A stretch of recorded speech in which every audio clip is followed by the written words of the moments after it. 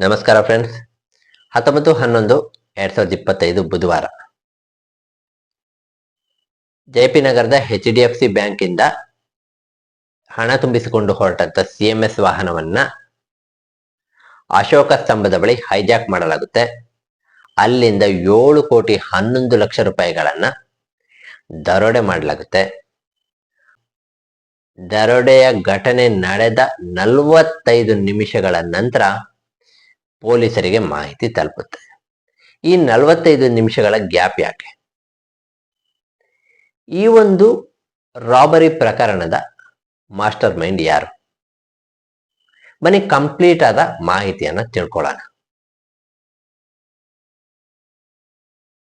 ಅವತ್ತು ಬೆಳಿಗ್ಗೆ CMS ವಾಹನ ಜೆಪಿ ನಗರದ HDFC ಬ್ಯಾಂಕ್ ಇಂದ ಹಣ ತುಂಬಿಸಿಕೊಂಡು ಹೊರಡುತ್ತೆ.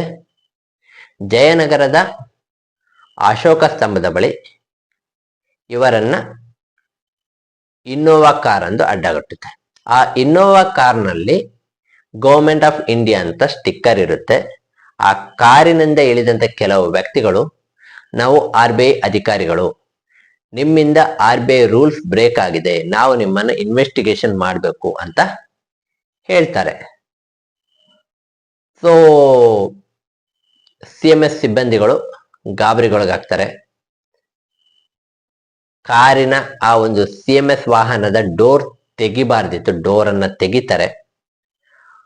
ಸೊ ಆ RBI ಅಧಿಕಾರಿಗಳ ವೇಷದಲ್ಲಿ ಬಂದಂತ ವ್ಯಕ್ತಿಗಳು ಅದರಲ್ಲಿದ್ದಂತ ಡ್ರೈವರ್ ಅನ್ನ ಬಿಟ್ಟು ಅದರಲ್ಲಿದ್ದಂತ ಉಳಿದ CMS ಸಿಬ್ಬಂದಿಗಳನ್ನು, ಗನ್ಮ್ಯಾನ್ ಗಳನ್ನ ಇನ್ನೋವಾ ಕಾರ್ನಲ್ಲಿ ಕೂರೋದಕ್ಕೆ ಹೇಳ್ತಾರೆ.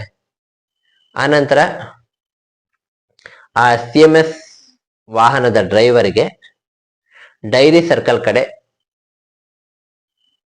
ಹೋಗು ಅಂತ ಹೇಳ್ತಾರೆ. ಅಂದ್ರೆ ಡೈರಿ ಸರ್ಕಲ್ ನ, ನಾವು ಪೊಲೀಸ್ ಸ್ಟೇಷನ್ಗೆ ಹೋಗ್ಬೇಕು, ಡೈರಿ ಸರ್ಕಲ್ ಕಡೆ ಹೋಗು ಅಂತ ಹೇಳ್ತಾರೆ. ಡೈರಿ ಸರ್ಕಲ್ ನ ಫ್ಲೈಓವರ್ ನ ಬಳಿ ಗಾಡಿಯನ್ನ, CMS ಗಾಡಿಯನ್ನ ನಿಲ್ಲಿಸಲಾಗುತ್ತೆ.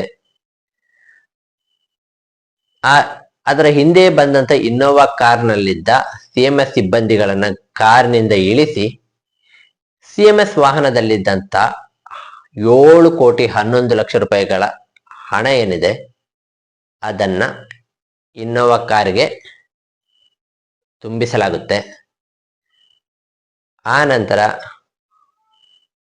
ಆ ಇನ್ನೋವಾ ಕಾರು ಅಲ್ಲಿಂದ ಎಸ್ಕೇಪ್ ಆಗುತ್ತೆ. ಅದುವರೆಗೂ ನೋಡಿ, ಅಲ್ಲಿ ಆ CMS ನ ಅಷ್ಟೊಂದು ಸಿಬ್ಬಂದಿಗಳಿದ್ರು, ಗನ್ಮ್ಯಾನ್ ಕೂಡ ಇದ್ರು, ಆದ್ರೂ ಕೂಡ ಇಷ್ಟೆಲ್ಲ ನಡೀತಾ ಇದ್ರು, ಏನು ಮಾಡ್ಲಿಲ್ಲ.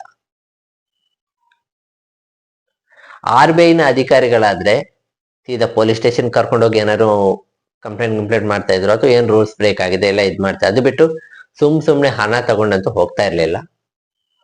ಸೊ ಅದು ಹೋಗ್ಲಿ. ಅದಾಗಿ 45 ನಿಮಿಷಗಳ ನಂತರ ಪೊಲೀಸರಿಗೆ ಮಾಹಿತಿಯನ್ನು ಕೊಡ್ತಾರೆ, ಈ ರೀತಿ ರಾಬರಿ ಆಗಿದೆ ಅಂತ. ಸೊ ನಮ್ಮ ಈಗ ಸಾಮಾನ್ಯ ವ್ಯಕ್ತಿಗಳಾಗ್ಲಿ, ನಾವ ಯಾರೇ ಆಗ್ಲಿ, ಒಂದು ಸಣ್ಣ ವಿಷಯ ಏನಾದ್ರು ನಡೆದ್ರೆ ನಾವು ತಕ್ಷಣ ಪೊಲೀಸ್ ಕಂಪ್ಲೇಂಟ್ ಕೊಡ್ತೀವಿ. ಆದ್ರೆ 7,11,00,000 ರೂಪಾಯಿ ದರೋಡೆ ಆಗಿದೆ. 45 ನಿಮಿಷಗಳ ನಂತರ ಈ CMS ಸಿಬ್ಬಂದಿಗಳು ಪೊಲೀಸರಿಗೆ ಮಾಹಿತಿಯನ್ನು ಕೊಟ್ಟಿದ್ದಾರೆ. ಪೊಲೀಸರಿಗೆ ಮಾಹಿತಿ ತಲುಪಿದ ನಂತರ ಈ ಒಂದು ಪ್ರಕರಣದ ಇನ್ವೆಸ್ಟಿಗೇಷನ್ ಸ್ಟಾರ್ಟ್ ಆಗುತ್ತೆ. ಇನ್ವೆಸ್ಟಿಗೇಷನ್ ಸ್ಟಾರ್ಟ್ ಆದ್ಮೇಲೆ ಬೆಂಗಳೂರಿನ ಈ ಜೆಪಿ ನಗರದಿಂದ ಈ ಗಾಡಿ ಹೋಗಿತ್ತಲ್ವಾ, ಸೊ ಅಲ್ಲೆಲ್ಲ CC ಕ್ಯಾಮ್ರಾಗಳನ್ನ ಚೆಕ್ ಮಾಡಿದ್ದಾರೆ. ನೋಡಿ ಎಷ್ಟು ಕ್ಲೀನ್ ಆಗಿ ಮಾಸ್ಟರ್ ಪ್ಲಾನ್ ಮಾಡಿದ್ದಾರೆ ಅಂದ್ರೆ, ಡೈರಿ ಸರ್ಕಲ್ ನ ಫ್ಲೈಓವರ್ ನಲ್ಲಿ CC ಕ್ಯಾಮ್ರಾ ಇರೋದಿಲ್ಲ, ಅಲ್ಲಿ ಜನರ ಓಡಾಟ ಇರೋದಿಲ್ಲ ಅಂತ ಎಲ್ಲ ತಿಳ್ಕೊಂಡೆ ಈ ಒಂದು ಪ್ಲಾನ್ ಅನ್ನ ಮಾಡಿದ್ರೆ, ಅದೇ ಪ್ಲೇಸ್ ಅನ್ನ ಸೆಲೆಕ್ಟ್ ಮಾಡಿ ಅಲ್ಲಿ ಹಣವನ್ನ ದೋಚಿದ್ದಾರೆ.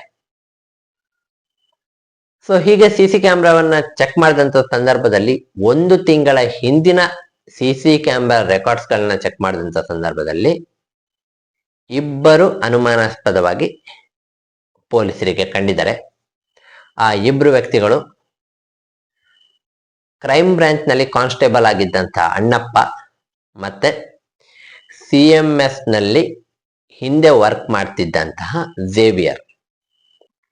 ಸೊ ಇಲ್ಲಿ ಆಗಿದ್ದೇನಪ್ಪ ಅಂದ್ರೆ, ಝೇವಿಯರ್ ಮತ್ತೆ ಅಣ್ಣಪ್ಪ ಇಬ್ರು ಕೂಡ ಫ್ರೆಂಡ್ಸ್ಗಳು, ಅವಾಗ ಸಿಗ್ತಾ ಇದ್ರು. ಸೊ ಝೇವಿಯರ್ ಮೊದಲೇ CMF ಸಿಬ್ಬಂದಿಯಾಗಿ ಕೆಲಸ ಮಾಡ್ತಾ ಇದ್ದಿದ್ರಿಂದ ಅವನಿಗೆ ಹಣ ಎಲ್ಲಿಂದ ಹೇಗೆ ಯಾವ ರೂಟಲ್ಲಿ ಬರುತ್ತೆ ಪ್ರತಿಯೊಂದು ಗೊತ್ತಿತ್ತು. ಅದ್ರ ಬಗ್ಗೆ ಮಾಹಿತಿ ಇದ್ದಿದ್ರಿಂದ ಸೊ ಅಣ್ಣಪ್ಪನ ಹತ್ರ ಇದ್ರ ಬಗ್ಗೆ ಡಿಸ್ಕಷನ್ ಮಾಡಿ ಈ ರೀತಿಯ ಒಂದು ದರೋಡೆಯನ್ನ ಪ್ಲಾನ್ ಮಾಡ್ಕೊಂಡಿದ್ದಾರೆ. ಸೊ ಅವಾಗವಾಗ ಈ 1 ತಿಂಗಳಲ್ಲಿ ಅವಾಗವಾಗ ಈ CMS ಕಂಪನಿಯ ಹತ್ರ ಎಲ್ಲ ಓಡಾಡಿರುವಂತ CC ಕ್ಯಾಮ್ರಾದ ದೃಶ್ಯಗಳು ಪೊಲೀಸರಿಗೆ ಸಿಕ್ಕಿದೆ. ಹಾಗೆ ಇವರು ಈ ಒಂದು ದರೋಡೆಯನ್ನ ಮಾಡಿದ್ದಾರೆ. ಇವಾಗ ಅಣ್ಣಪ್ಪ ಪೊಲೀಸರಿಗೆ ಅತಿಥಿಯಾಗಿದ್ದಾರೆ. ಮತ್ತಷ್ಟು ಮಾಹಿತಿಗಳನ್ನ ತಿಳಿದುಕೊಳ್ಳುವಂತ ಪ್ರಯತ್ನ ಇನ್ನೂ ಯಾರಾದ್ರೂ ಇನ್ನೆಷ್ಟು ಜನ ಇದ್ದಾರೆ, ಯಾಕಂದ್ರೆ ಒಂದಷ್ಟು ಜನ ಎಸ್ಕೇಪ್ ಆಗಿದ್ದಾರೆ, ಒಂದಷ್ಟು ಜನರನ್ನ ಹಿಡಿದಿದ್ದಾರೆ ಪೊಲೀಸರು. ಈಗಾಗಲೇ ಹಣವನ್ನ ಪೊಲೀಸರು ರಿಕವರಿ ಮಾಡ್ಕೊಂಡಿದ್ದಾರೆ. ಹಣ ಏನಿದೆ ಅದಿನ್ನೂ ರಿಕವರಿ ಆಗ್ಲಿಕ್ಕಿದೆ. ಸೊ ರಾಬರಿ ಆದ ಕೇವಲ 2-2.5 ದಿನಗಳಲ್ಲೇ ಪೊಲೀಸರು ಈ ಒಂದು ಕೇಸನ್ನ ಭೇದಿಸಿದ್ದಾರೆ.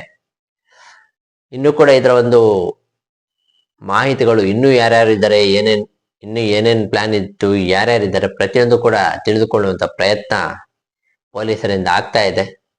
ಸೊ ಇದೊಂದು ರೀತಿ ಬೇಲಿನೇ ಎದ್ದು ಹೊಲ ಮೇಯ್ದಿರುವಂತ ಘಟನೆ.